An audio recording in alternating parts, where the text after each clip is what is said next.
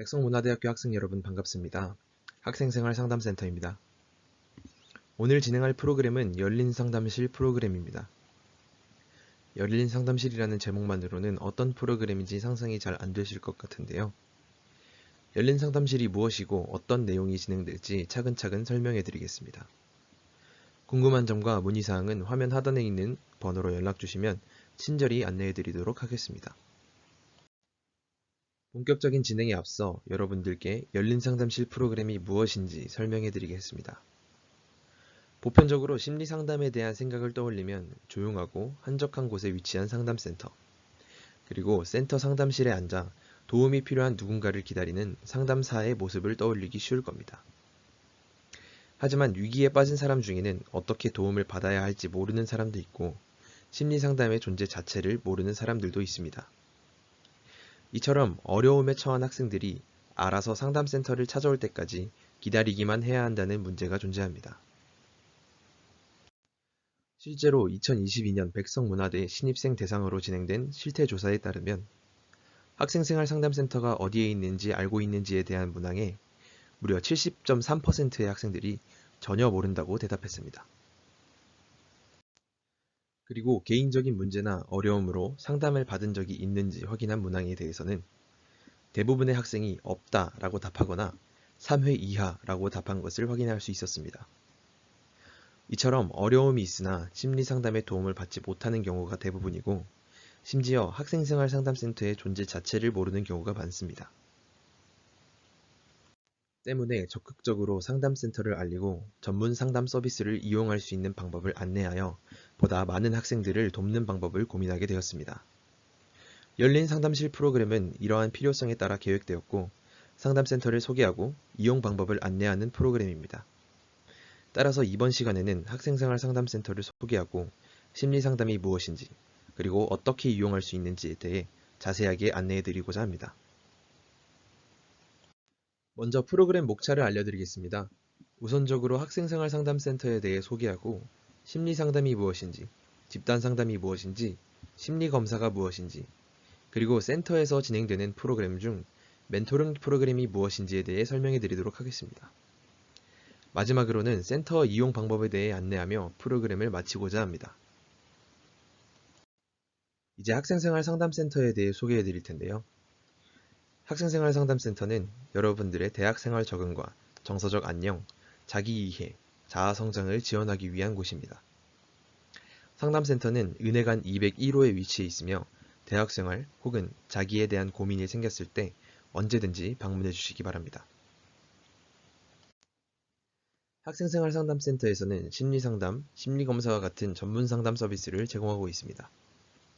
먼저 심리상담이 무엇인지 안내해 드리겠습니다. 용어에 대해 간단하게 설명해 드리면 심리상담에 찾아오는 사람을 내담자라고 하며 내담자를 돕는 전문가를 상담자라고 합니다. 여러분들께서 심리상담하면 떠오르는 느낌에 대해 생각해 본다면 혼자서 해결하기 어려운 고민이나 문제를 가진 내담자가 센터에 내방하여 상담자에게 고민을 이야기하고 단기간 내에 해결책을 제공받아 문제로부터 벗어나는 것이라고 생각할 것 같습니다. 하지만 생각과는 달리 실제 심리상담은 한두 회기 만에 만족할 만한 해결책을 찾아내기 어렵습니다. 심리상담은 보통 일주일 간격으로 회기당 50분씩 진행되는데요. 짧게는 12회기 이내, 길게는 25회기 이상 장기간 진행되는 경우도 많습니다.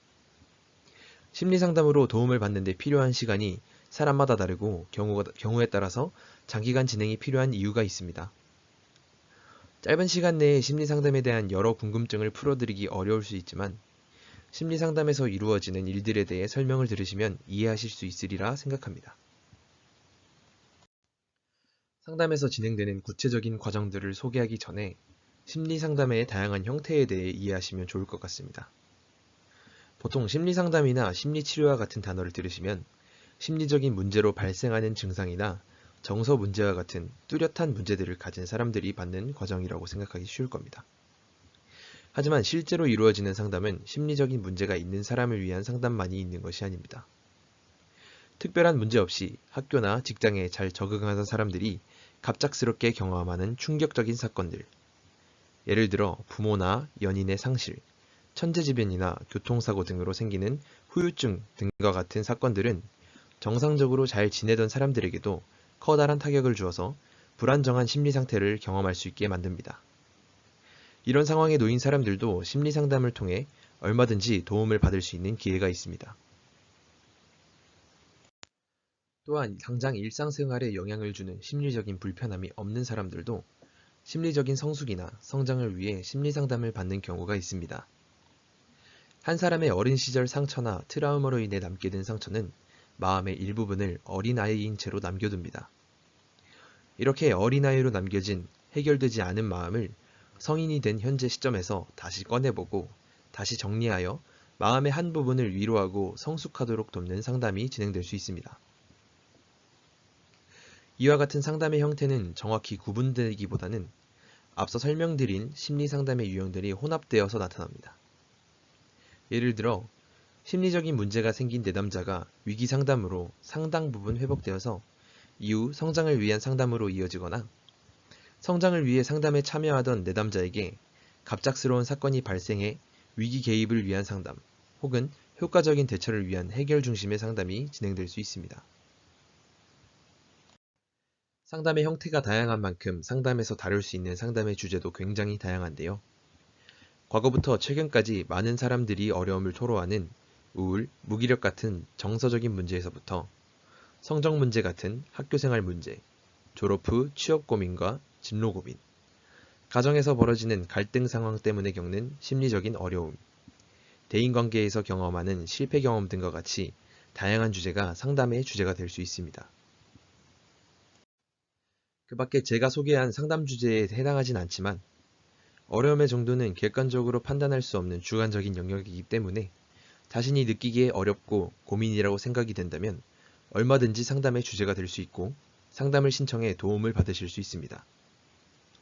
특히 전공이나 진로에 대한 걱정이 많아 자퇴를 고민하시는 신입생 분들이 많으시리라 생각됩니다. 상담을 통해 진로에 대한 계획을 다시 설계하고 함께 고민해 볼 수 있는 시간을 가질 수도 있습니다. 지금 시청 중인 신입생 분들 중에서 내가 가진 고민이 그렇게 심각하지 않은 것 같은데 상담을 신청해도 괜찮을까? 하고 고민하시는 분들이 계신다면 걱정하지 마시고 상담을 신청하시기를 권해드립니다. 최근에는 대면으로 이루어지는 상담 외에 전화 상담이나 줌이나 구글 미트를 통해 이루어지는 화상 상담 시스템도 운영하고 있습니다.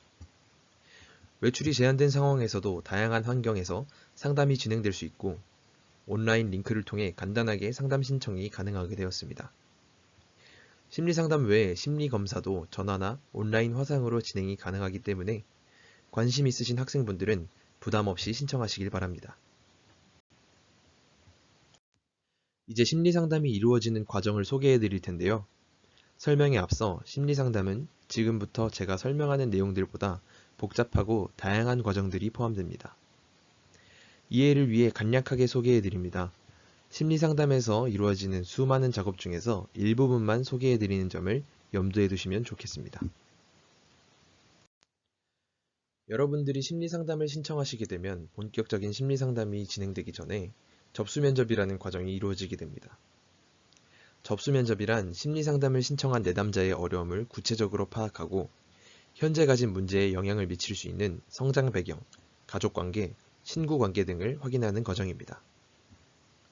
그리고 내담자가 가지고 있는 요인들에 적합한 상담자가 배정되고 앞으로 진행하는 심리상담의 기초자료를 확보할 수 있게 됩니다. 다음으로 심리상담을 본격적으로 시작하고 첫 단계로 이루어지는 작업은 상담 목표와 진행 회기를 정하고 상호 합의를 하는 과정입니다. 상담의 목표는 주로 내담자가 가진 어려움의 해결과 관련된 것으로 설정될 때가 많은데요. 예를 들어 대인관계가 어려운 내담자의 경우 이번 학기 친구 1명 사귀기와 같은 현실적인 목표가 설정될 수 있습니다. 그리고 대인관계를 망치는 자신의 문제를 파악하고 보완하여 대인관계 능력을 개선시키는 것과 같은 장기적인 목표로 설정될 수도 있습니다. 목표 설정 과정에서는 내담자 측의 일방적인 소망이나 상담자의 일방적인 제안이 목표로 설정될 수 없습니다. 내담자의 목표가 비현실적이거나 상담자의 목표가 내담자에게는 관심 없는 주제가 될 수 있기 때문입니다. 예를 들어 우울의 문제를 가진 내담자가 상담을 통해 우울증을 제거해주세요와 같이 이야기하는 것은 이루어지기 어려운 비현실적인 목표일 수 있습니다. 이런 목표 설정보다는 우울한 상태를 점수로 표현하여 상담이 종결될 때 우울한 상태가 대략 몇 점이 되었으면 좋겠다 와 같은 목표 설정이 적절한 목표 설정이라고 볼 수 있습니다. 상담 목표 설정은 간단해 보일 수 있지만 실제로는 그렇지 않은 경우가 참 많은데요. 자신의 어려움이나 심리적 고통에 대해서는 구체적으로 표현하면서도 실제로 어떻게 변화하길 바라는지 생각해 본 적이 없거나 혼란스러워하는 경우도 많습니다. 그래서 목표 설정은 개인에 따라 첫 회기에 바로 이루어질 수도 있고 길게는 2회기, 3회기에 걸쳐서 이루어지기도 하며 다양한 양상을 보입니다. 목표 합의가 마무리되고 상담이 진행되면 상담자는 본격적으로 내담자의 이야기에 귀를 기울입니다. 명확하지 않거나 빠진 부분은 질문을 통해 탐색하고 내담자가 토로하는 어려움에 대해 공감적인 반응을 하면서 상담을 진행합니다. 상담자의 탐색과 공감 과정을 통해 내담자는 미처 몰랐던 문제의 실체에 대해 스스로 깨닫게 되기도 합니다. 그리고 정성껏 경청해주는 상담자의 모습에 힘을 얻고 문제 해결에 대한 적극적인 태도를 보일 수 있게 됩니다. 제 설명만 들으신다면 심리상담이 참 그럴듯한 효과를 가진 것으로 보일 수 있는데요. 막상 상담을 진행해보면 탐색과 공감만으로는 도움을 얻지 못하는 경우도 많습니다. 탐색과 공감만으로 충분하지 않다고 느껴질 때 상담자는 직면의 개입을 고민하게 됩니다. 예를 들어 가정불화로 상담을 신청한 내담자가 상담 시간에 가정에 대한 이야기가 나올 때마다 다른 이야기로 전환하거나 가정불화에 대한 이야기를 꺼내지 않는 경우도 있습니다. 이런 경우에는 상담에서 가정불화에 대한 고민에 도움받기 어렵게 됩니다. 이럴 때 상담자는 내담자에게 가정불화에 대한 이야기를 반복적으로 피하고 있음을 전달함으로써 문제 해결에서 멀어지려 하는 내담자의 모습을 직면시킬 수 있습니다. 직면은 마음의 준비가 되지 않은 내담자에게 상처가 되거나 상담에 대한 불편한 마음을 증가시킬 수 있습니다. 때문에 상담자는 내담자가 비난받는 느낌이 들지 않도록 공감적인 방식으로 이야기하고 직면 개입 시기를 항상 신중하게 고려하여 이야기합니다. 이러한 탐색, 공감, 직면의 과정은 항상 순서대로만 진행되기보다는 상황에 맞춰 적절한 타이밍에 적절한 방식으로 진행됩니다. 앞서 설명한 과정을 통해 상담 초기에 설정한 목표가 달성되거나 일부분 성취하게 되면 상담 종결을 고려합니다.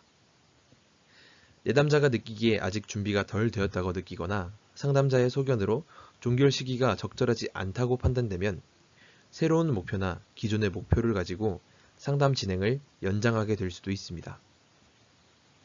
내담자와 상담자 모두 종결이 적절하다고 판단될 경우 종결 과정을 진행하게 됩니다.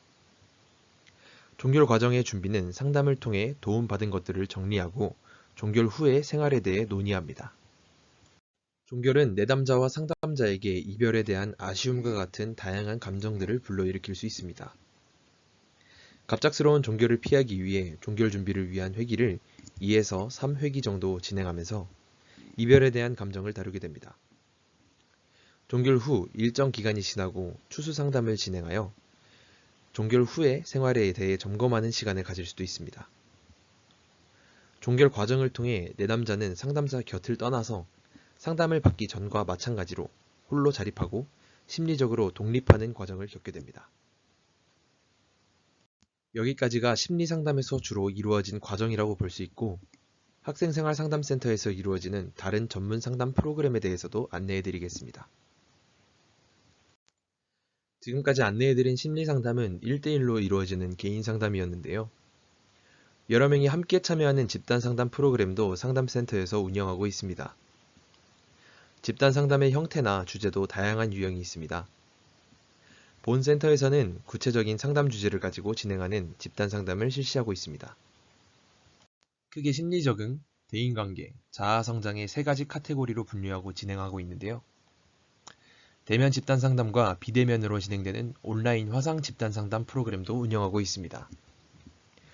집단 상담에서는 자신이 가진 고민이나 어려움에 대한 다른 사람들의 다양한 생각과 느낌을 접하면서 새로운 관점으로 재해석할 수 있는 기회이고, 변화에 대한 격려와 지지를 받을 수 있다는 면에서 1대1로 진행되는 개인 상담과 다른 특성이 있다고 볼 수 있습니다. 다음은 심리검사입니다. 심리상담과 심리검사의 공통적인 목적 중 하나는 한 사람의 내면을 자세하게 관찰하고 이해하는 것입니다. 주로 대화를 통해 진행되는 심리상담과 달리 심리검사는 과학적인 검증 절차를 마친 심리검사 도구를 사용하여 심리 상태를 이해하는 점에서 차이가 있습니다. 심리검사의 종류로는 최근 대중들에게 인기를 얻고 있는 MBTI에서부터 직접 그린 그림을 통해 진행하는 그림 검사까지 다양한 종류가 준비되어 있습니다. 최근에는 온라인에서도 심리검사 진행이 가능하게 되어서 센터 방문이 어려운 학생들도 심리검사 이용이 가능합니다. 학생생활상담센터에서는 심리상담, 집단상담, 심리검사와 같은 전문 상담 서비스 외에도 자살 예방 교육과 같은 심리교육, 신입생 실태조사가 포함된 조사, 및 출판 사업과 같은 다양한 프로그램을 진행하고 있습니다.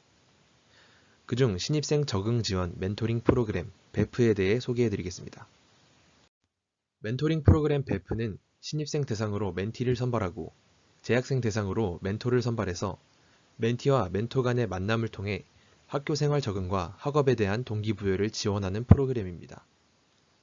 프로그램 수료 시 장학금이 지원되기 때문에 신입생 여러분들께 여러모로 도움이 될 수 있으리라 생각합니다. 멘토링 프로그램에 참여하셔서 멘토 선배님들께 학교 안내와 수업 관련 안내를 받으면서 학교 생활에 도움을 받으실 수 있으니 신입생 여러분들께 적극적으로 권해드립니다. 현재 2023년 1학기 멘토링은 모집 마감이 되었습니다. 하지만 멘토링 프로그램은 학기 단위로 진행되기 때문에 관심 있으신 분들은 다음 학기에 신청 부탁드립니다. 신청 방법은 센터로 전화해 주시거나 센터 홈페이지의 공지사항을 통해 신청하실 수 있습니다. 지금까지 상담센터에서 진행하는 프로그램들에 대해 안내해 드렸습니다.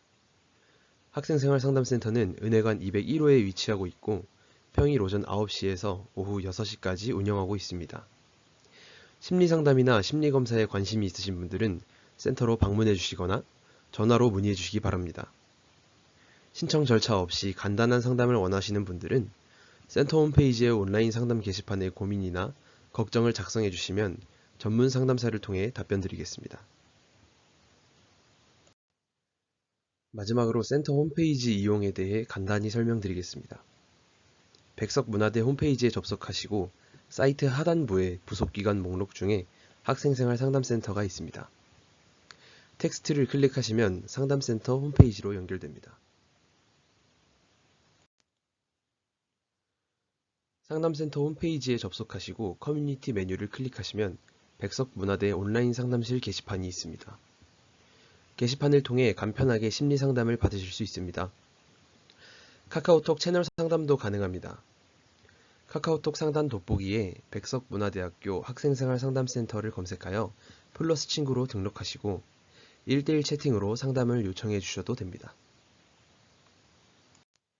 그리고 공지사항을 통해 개인상담, 심리검사, 멘토링 프로그램도 신청 가능합니다. 열린 상담실 프로그램은 여기까지입니다. 저희 학생생활상담센터의 문은 언제나 열려 있습니다. 마음이 힘들거나 여러 고민이 있을 때 언제든지 저희 센터에 방문해 주시길 바랍니다. 그럼 이상으로 영상 마치도록 하겠습니다. 긴 시간 영상 시청해 주셔서 감사합니다.